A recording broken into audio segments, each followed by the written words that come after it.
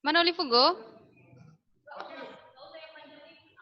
Nggak ada Olifugo. Oke, lanjut ke Silvi. Bacakan fungsinya Silvi. Halo, kalian dengar Miss-nya?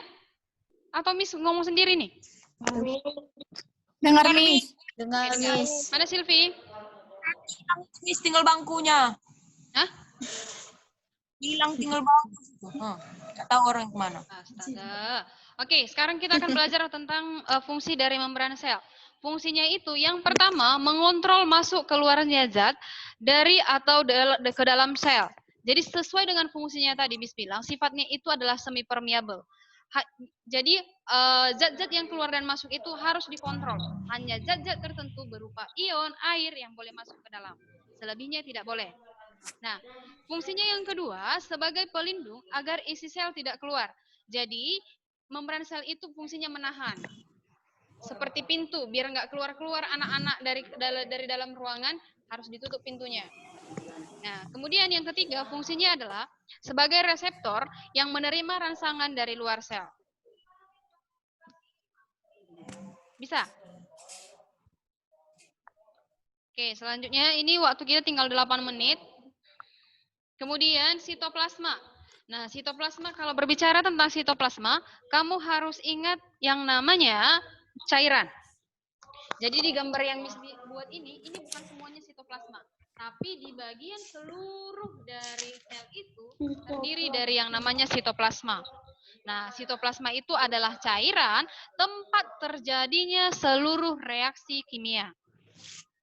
Bisa? Nah, fungsinya ada 4.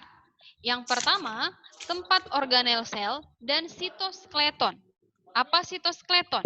Sitoskeleton itu adalah zat-zat kapur yang membentuk kerangka pada sel. Nah, kemudian yang kedua, memungkinkan terjadinya pergerakan organel sel oleh aliran sitoplasma. Seperti yang Miss bilang tadi, sitoplasma itu adalah cairan. Jadi, karena dia berbentuk cairan, maka ada alirannya. Namanya juga air. Bisa dia itu mengalir. Yang keempat, menyimpan molekul organik. Jadi di sana akan ada yang namanya ion-ion, semuanya berada di sana. Jadi tersimpan. Jadi kapan dibutuhkan oleh organel lain, si sitoplasma tinggal mengirim ke sana. Nah, selanjutnya ada nukleus atau inti sel. Nah, jadi bagian utamanya sebenarnya itu ada di inti sel atau yang disebut dengan nukleus tadi. Nah, di sini si nukleus ini berfungsi untuk mengontrol seluruh kegiatan yang terjadi pada sel. Nah, coba kamu lihat di situ, nukleus itu yang berada di paling tengah. Nah, kemudian ada di situ benang-benang halus. Inilah yang disebut dengan kromatin. Di kelas 10 sudah Miss singgung juga sama kamu apa fungsi dari kromatin. Kromatin adalah tempat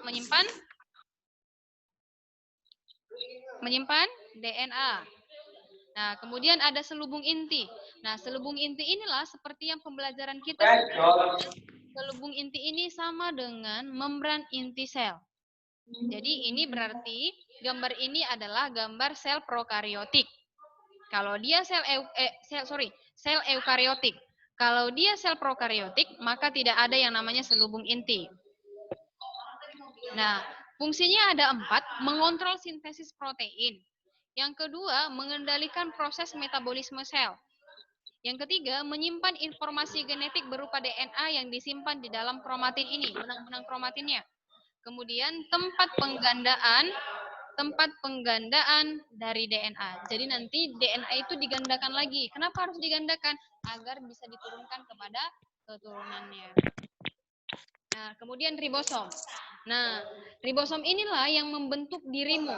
Kamu ada sebagai rupamu sekarang itu karena adanya ribosom.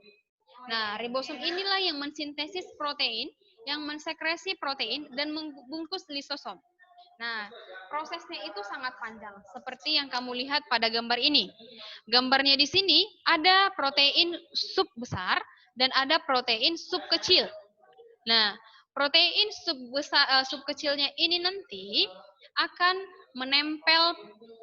ditempeli oleh protein sub besar Nah, setelah tertempel, maka akan masuk nanti asam-asam protein yang akan diterjemahkan menjadi asam amino. Nah, prosesnya ini sangat panjang dan ini akan dibahas sebenarnya di kelas 3 nanti, di kelas 12 ya, Nak ya.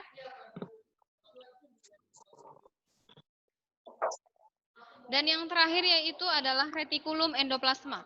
Nah, retikulum endoplasma ada yang kasar dan ada yang halus.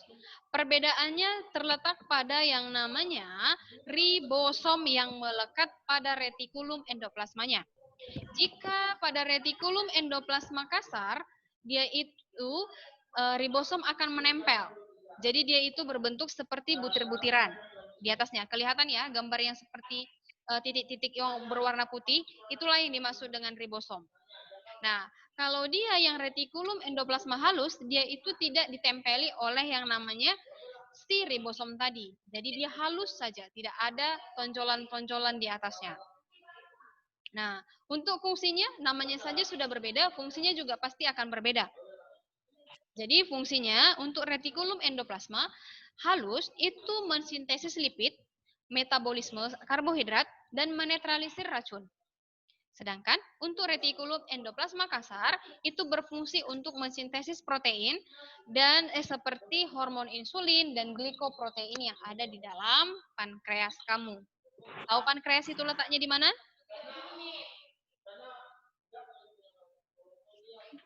Kalian dengar ya, Miss? Dengar, Miss.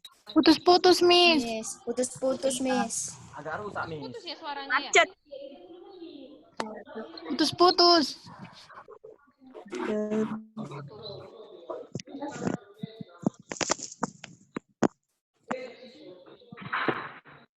Oke. Jadi ada pertanyaan dari sini? Ada pertanyaan? Miss, nukleus sama nukleolus itu beda? Coba ulangi, Nak. Nukleus sama nukleolus ya? Beda? Ya, berbeda. Kalau dia nukleus, itu intinya yang bulat ini. Nampak masih layar, Miss ya? Enggak. Kelihatan nggak PowerPoint, Miss? Oh, lihat. Nampak. Yang warna ungu ini, inilah yang disebut dengan nukleolus. Sedangkan kalau dia itu nukleus, secara keseluruhan dia. Ini dia. Yang apa sih? Warna ungu juga sih, tapi yang lebih besar. Jadi kalau nukleolus itu anak inti sel. Yang di bawah ini, yang dia yang paling ungu lah. Itulah yang disebut dengan nukleolus. Bisa ya terbaca ya? Sedangkan kalau nukleus itu secara keseluruhan ini, gambar ini, yang besar ini, yang bulat ini, dialah yang dimaksud dengan nukleus. Nah, kalau nukleolus itu anak inti sel. Kalau nukleus itu inti sel, kalau nukleolus itu anak inti sel. Paham, Anandita?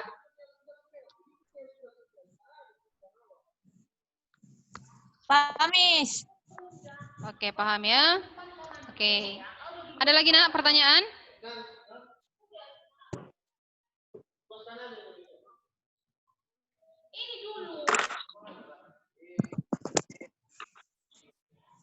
Ada pertanyaan?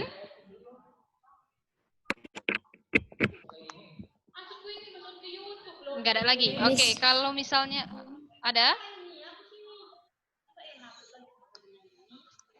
Mitokondria itu termasuk organel sel juga kan, Miss? Iya, mitokondria itu termasuk ke dalam organel sel. Cuman belum kita bahas di sini karena pertemuan kita ini berlangsung 1 menit lagi.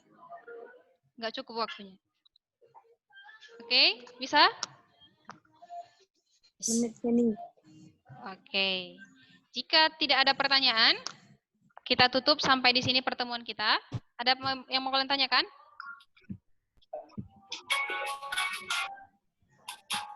Kayu, cat, semen, besi, lem, paralon, dan sebagainya adalah bahan yang wajib digunakan dalam Kayaknya dari wajah si Jeremy, si Jones, si Julika, si William, si Feni, kayaknya hampa ya. Hampa ya? Ada, Miss. Harus tahu ya. Ini si Agung ini baru bergabung ini. Kedengaran, Miss. Putus-putus, Miss. Ada suaranya, Miss. Putus-putus. Putus-putus. Putus-putus, Miss. Sama kayak jaringan. Sama kayak hubunganku. Kamu baru putus sama siapa ini, Jones? Kasihan sekali dirimu. Bacot, Jones. Bacot. Baik,